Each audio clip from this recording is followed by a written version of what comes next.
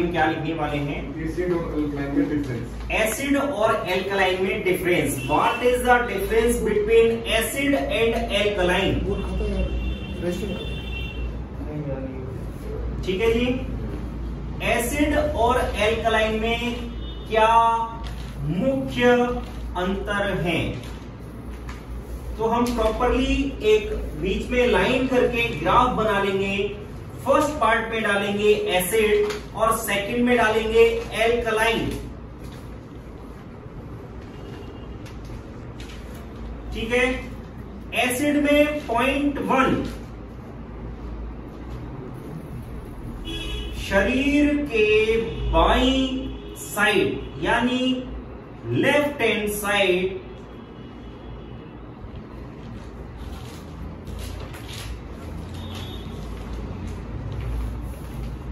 शरीर के बाईं साइड या बाईं तरफ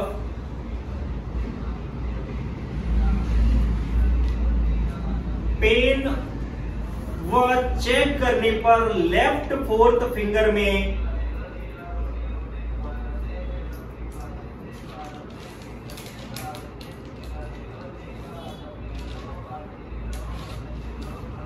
चेक करने पर लेफ्ट फोर्थ फिंगर में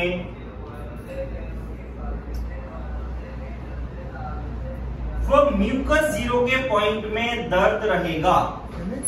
म्यूकस जीरो के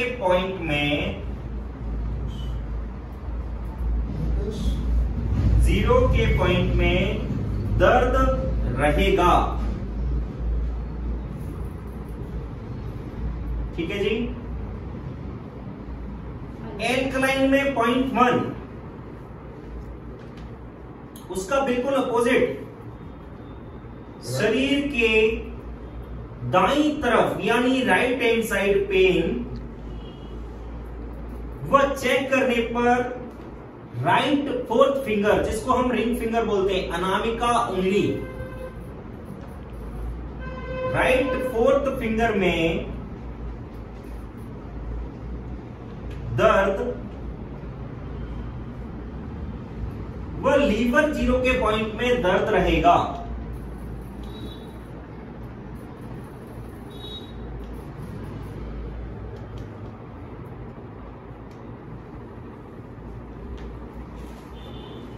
ठीक है। एसिड में 0.2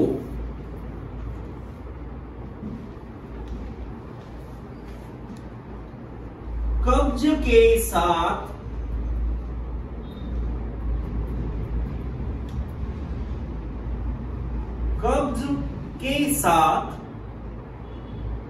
बहुत ही कड़क मोशन आना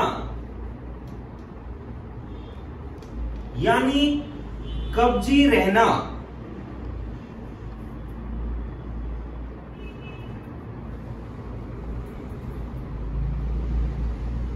एल्कलाइन में 2 नंबर यस, लूज मोशन होना या बार बार मोशन का लूज आना।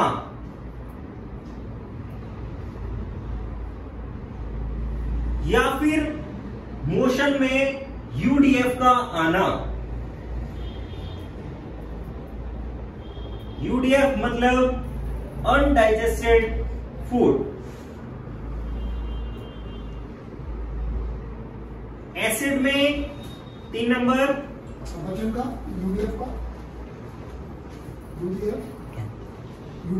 यूडीएफ का आना, अनडाइजेस्टेड फूड। एल्कलाइन क्या होता है? यस, वही लूज मोशन, डाइसेंट्री, पेचिस, डायरिया, ये सब लूज मोशन को ही बोलते हैं। करेक्ट ना?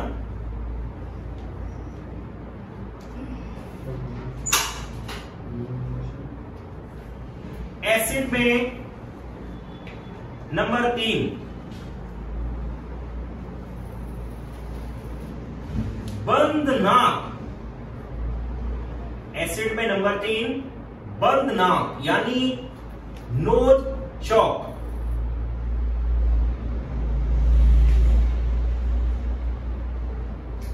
और एल्कलाइन में 3 number running nose. Running nose या नाक का बहना।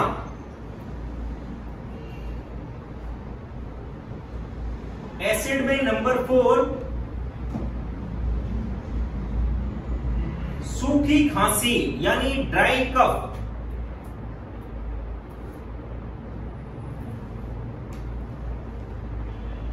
या कड़क पीले बलगम के साथ खांसी।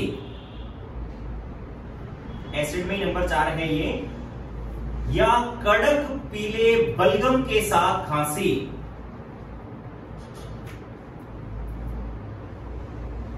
एल्कलाइन 4th नंबर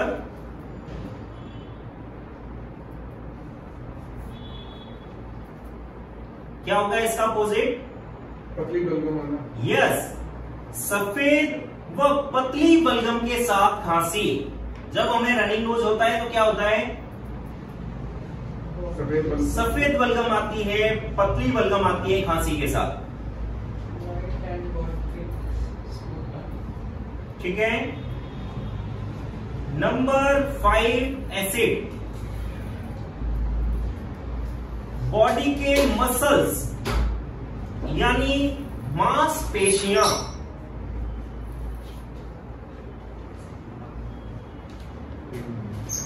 बॉडी के मसल्स यानी मांसपेशियां लूज या नरम रहना। लूज या नरम रहना।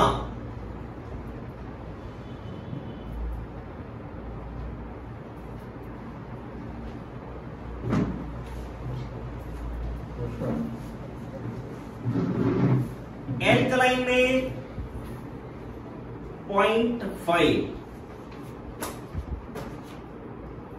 शरीर के मसल्स यानी शरीर की मांसपेशियां कड़क यानी टाइट हो जाना या टाइट रहना।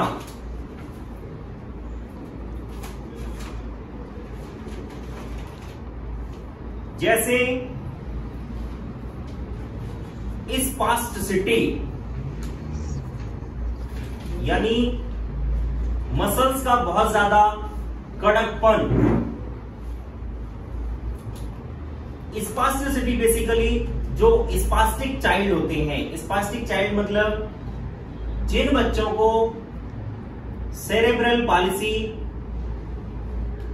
या मस्कुलर डिस्ट्रोफी या किसी को मोटर न्यूरॉन डिजीज इस तरीके की बीमारी होती है तो उनके मसल्स बहुत ज्यादा कड़क हो जाते हैं और हाथ आपने देखे होंगे ऐसे हो जाते हैं।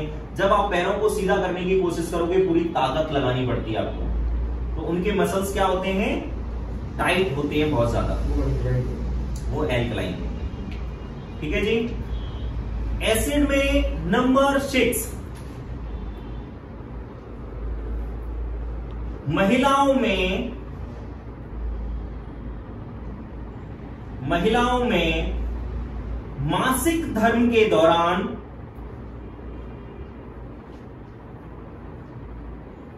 अधिक स्राव का जाना यानी एक्सेस फ्लो।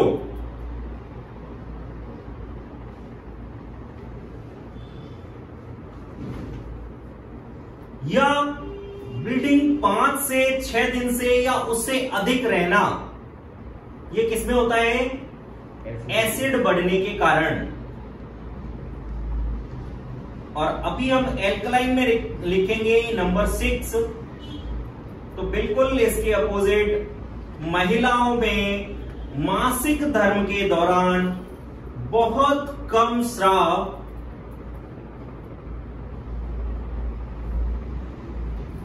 या एकाध मतलब 1 या 2 दिन के लिए ही ब्लीडिंग होना। ठीक है जी।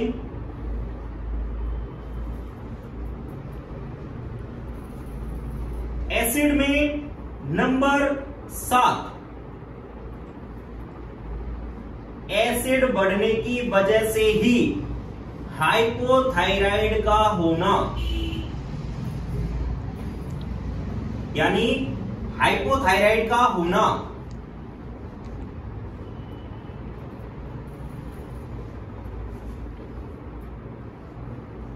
एल्कलाइन में क्या हो जाएगा? हाइपरथायरॉइड।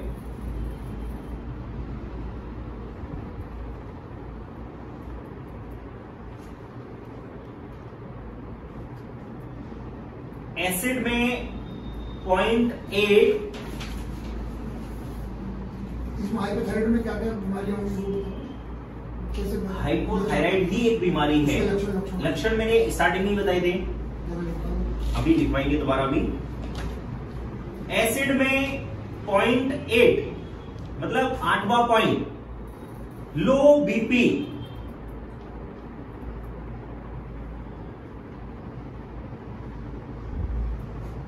लो बीपी।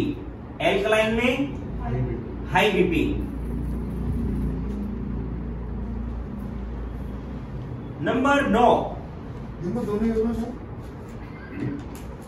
नहीं, दोनों जब होंगे तो सिर्फ बीपी फ्लैक्चुएट करता है उन लोगों का, स्टेबिलिटी नहीं होती उसमें, तो हम किसी को भी ऐसे नहीं कह सकते कि दोनों एक साथ हैं। इट मींस बीपी फ्लैक्चुएट कर रहा है, फ्लैक्चुएट मतलब अप डाउन हो रहा है, वो स्टेबल नहीं है, उसको हम किसी भी श्रेणी में नहीं रख सकते। अगर पर्टिकुलर बीपी लो है तो वो एसिड बढ़ने के कारण होता है, और हाई है तो एल्कलाइन की वजह से होता है। ठीक है जी। 0.9 एसिड में कब्जी, पाइल्स,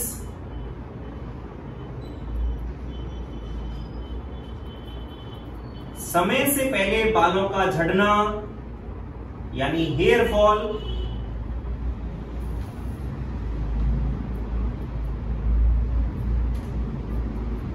पिंपल्स,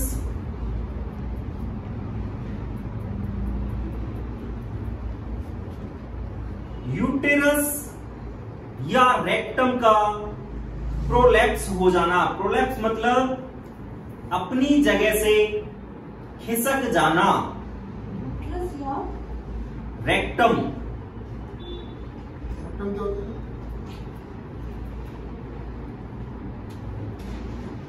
रेक्टम होता है सर जहां हमारा मोशन पूरा इकट्ठा होता है, उस जगह को हम क्या कहते हैं? रेक्टम। ठीक है जी। अभी हम एल्कलाइन में लिखेंगे 9वां नंबर पॉइंट, मतलब 0.9। एल्कलाइन में कौन कौन सी बीमारियां आएंगी? फिट्स,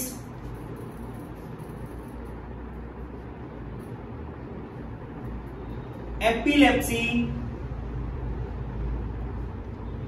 एपिलेप्सी किसको कहते हैं? मिर्गी, मिर्गी के दौरे। ठीक है।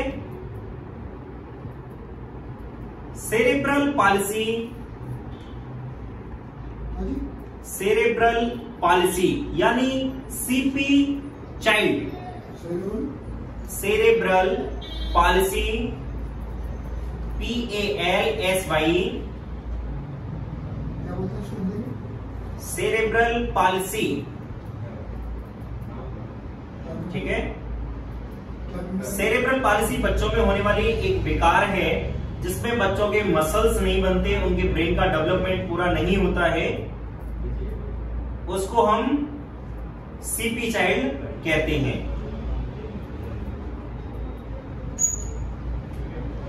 ठीक है जी।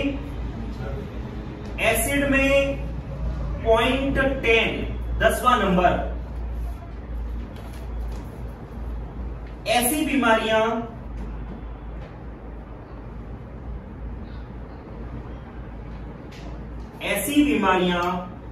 जहां कैल्शियम की जमावट हड्डियों में गलत जगह में हो जाती है। जमावट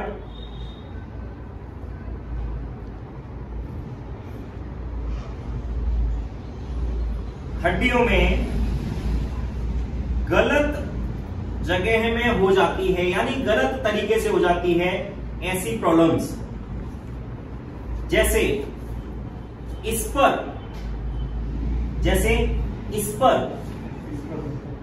पर मतलब एडी पर हड्डी बढ़ जाना या एडी की हड्डी बढ़ जाना। बम्बू स्पाइन यानी एंक्लोजिंग स्पॉन्डिलाइटिस। बम्बू स्पाइन यानी एंक्लोजिंग स्पॉन्डिलाइटिस। हिंदी में क्या बोलेंगे? मेरुदंड का जुड़ जाना, यानी स्पाइनल कॉर्ड में उस लेवल का कैल्शियम जम गया है कि स्पाइनल कॉर्ड पूरा स्टिफ हो गया। यस, बिल्कुल ऐसे हो जाते हैं, उनको टर्न करना पड़ता है तो वो ऐसे घूम के देखते हैं। उसको क्या बोलते हैं बीमारी को? Ankylosing spondylitis. हाँ, कैल्सिफिकेशन की जो भी प्रॉब्लम होगी, एंक्लोजिंग स्पॉन्डिलाइटिस जो पथरी होती है वो कैल्शियम जमता है। यस, कैल्सिफिकेशन की जो भी प्रॉब्लम होगी, मतलब क्या बताया उसमें, ऐसी बीमारियां जहां कैल्शियम की जमावट गलत तरीके से, तो गलत तरीके से जमावट स्पर में भी होती है, बम्बू स्पाइन में भी होती है और आपके एंक्लोजिंग स्पॉन्डिलाइटिस में भी होती है। ठीक है, कहीं भी किसी की हड्डी बढ़ जाना, ठीक है ना, तो कहीं भी कैल्शियम जो है गलत तरीके से जम जाएगा, उसको हम एसिड की वजह से होने वाली प्रॉब्लम कहते हैं। अभी एल्कलाइन में कैल्शियम की कमी की वजह से होने वाली बीमारियां,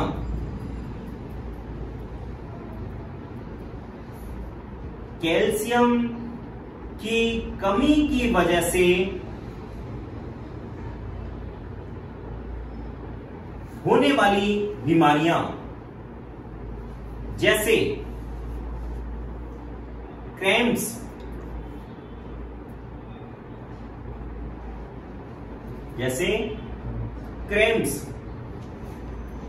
बो legs,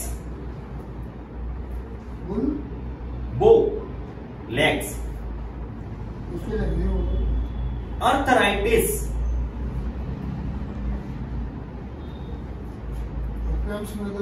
osteoporosis,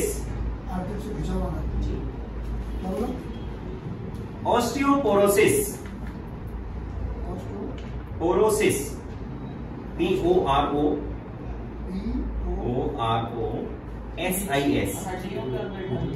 yes, osteoporosis means bone density का बहुत ज्यादा वीक हो जाना, यानी हड्डियां खोखली हो जाना।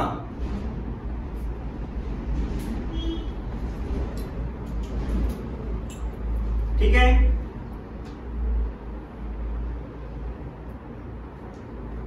अब हम नेक्स्ट पॉइंट लिखेंगे एसिड में।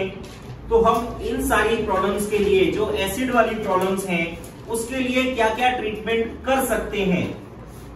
ठीक है, सबसे first acid treatment formula, acid treatment formula. Number 2 Raman treatment, कल आपको बताया था रमन ट्रीटमेंट। यस, नाक से सांस लेना, मुंह से छोड़ना, नॉर्मल छोड़ना, उसको मुक्का धोती बोलते हैं। पीछे से पकड़ के मसल्स को जो कराते हैं उसको बोलते हैं रमन ट्रीटमेंट। ठीक है जी। Round arrow treatment,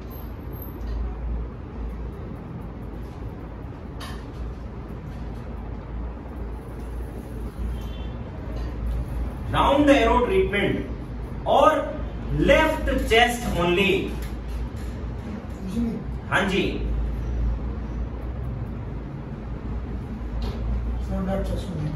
yes. ये क्या हुआ? जो हम आगे पॉइंट करेंगे अभी, एक पॉइंट है चेस्ट ओनली। चेस्ट ओनली हम दोनों साइड रबिंग करते हैं, तो इसमें सिर्फ और सिर्फ लेफ्ट हैंड साइड पे करना है, जिससे कि बॉडी का एसिड लेवल जो है वो डाउन होता है। ठीक है, अभी हम एल्कलाइन में लिखेंगे एल्कलाइन में जब लिखेंगे तो एल्कलाइन ट्रीटमेंट फॉर्मूला सबसे first, alkaline treatment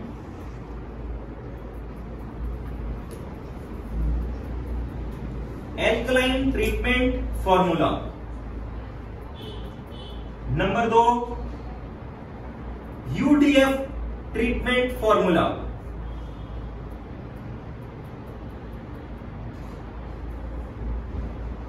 UDF treatment formula. Number 3 जब हमने एसिड में दिया था तो लेफ्ट चेस्ट ओनली दिया था, और अभी हम कौन सा देंगे? Right chest only.